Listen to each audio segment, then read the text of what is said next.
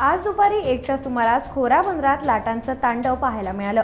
हवामान विभागाने 24 जून 2025 पासून पुढे 28 जून 2025 पर्यंत सलग 5 दिवस समुद्राला मोठी भरती येणार असून समुद्रात मोठ्या उंचीच्या लाटा उसळणार असल्याचा अंदाज वर्तवला होता।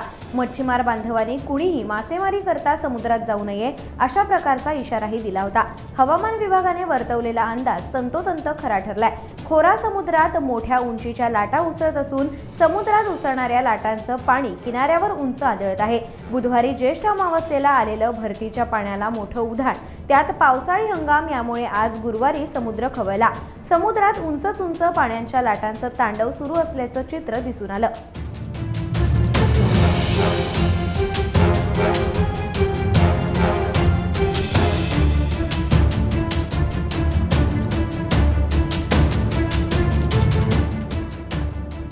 टाइम्स डिजिटलला लाईक करा, शेअर करा, सबस्क्राईब करा आणि बेल आयकॉन दाबायला विसरू नका।